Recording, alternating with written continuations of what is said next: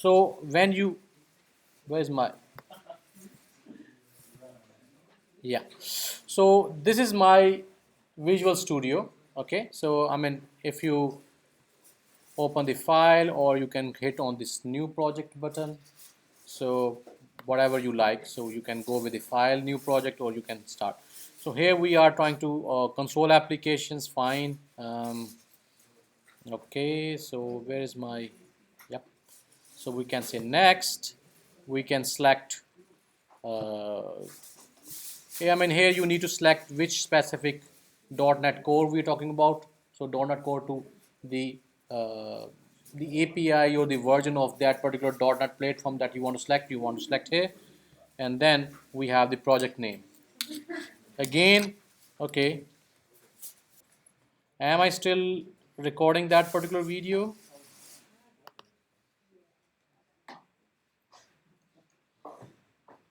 Where's my video? I think we are still recording. But anyway, so it is still recording. So let me put that away. Give the project name, so we can say that week 01 dash lecture 01, and then we talk about the loops. Okay, so it will create that specific project. Let me not here in the UX design, I need to create a new project. Applied uh, data structures, create. Again, I want to create week 01, create, and I said open. So it will go into that specific location where I want to save that particular. So when I say create, it will create that particular project for us.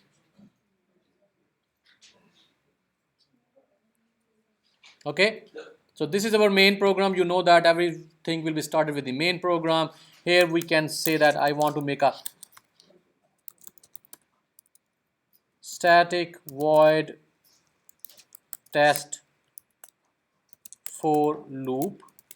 Okay, I want to make it here. So for int, not this one, int I is equal to 0, I is less than 100, and I plus plus.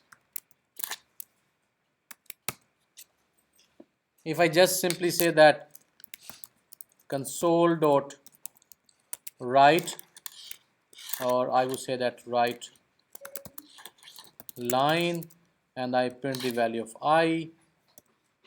If I just run this thing, not here, first of all we need to call that particular method in our main method, test for loop. And if I just try to run this, we have this particular run button here, or we can go into the run and start without debugging or with debugging. It depends whatever you want. Okay, so when I run it, it will open that specific command prompt. In the Mac it is console, so it will open and start executing that specific. So look at that, it has printed all those values for me. Okay, hello world and 0 1 2 3 4 5 6 7 and so on up to 99. Okay, so now what we want here, we want to use the infinite loop. Int I is equal to 0, or we can simply say that like this int I is equal to 0, we don't give any conditions here, and I plus plus, and then we can simply print this particular specific thing here. And if I try to run this thing here, look, I mean, it is not going to end. So we have to press Control C to forcefully stop that particular loop, and that will finish our. So now if I say that I want to, what you can say that I want print only the 10 values for that one, only 10 values. Okay, and here I'm not printing the I, I'm printing the I multiplied by I. It means it will print the square of that particular I say that if I is double equal to 10, we put a break statement here. So it will only print 0, 1, 2, 9, 16, 25, 36 and up to 100 for the second loop. First loop, of course, it will print 0 to 99. Let me run it. Now you can see that after the 99, for the second loop, it has printed only the squares of 10 values. Why it is 0? That one is missing. Okay, we put the break condition before the print statement. If it is after the print statement, it will print 100. If it is before the print statement, it will not print. So let me show you. Okay, I don't want to do anything here right now. I'm in the process of. So if we take that particular break statement after the print statement, then it will print the 100. Otherwise, it will not.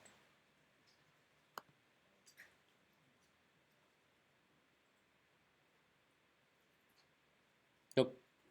So now it has printed me the 0, 1, 2, the squares of 0 to 10. If it is before the break statement, before the print statement, then it will say that 1 become 10, it will come out, it will not print that particular value. Okay, so before and after you can see that this is the break statement. It is an infinite loop, but because of that particular break statement, we break that particular loop with a specific condition in it.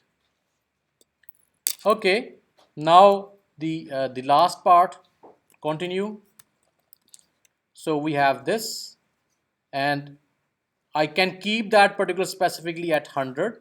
Whenever that particular value will become 100, it will break the loop. And before that particular print statement, I'm saying that if I remainder 2 is double equal to 0 or not equal to 0, when it is not equal to 0, we will say that continue.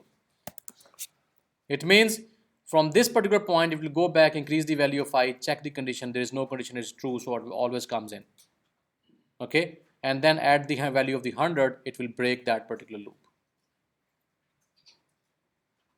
So maybe we can print a statement here, console.writeLine.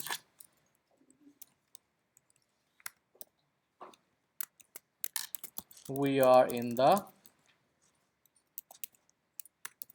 third loop.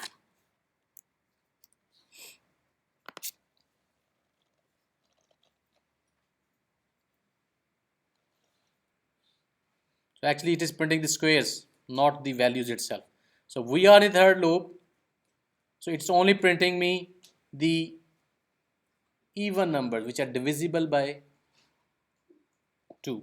So let me, what you can say that fix only print the value of I, and I also want to make it to break it at 20, not that long, so that we can see the values in one screen. Okay, so look at that. Starting with 0, we are in the third loop. It's print only the even numbers, not the odd numbers. So that is the demonstration. Let me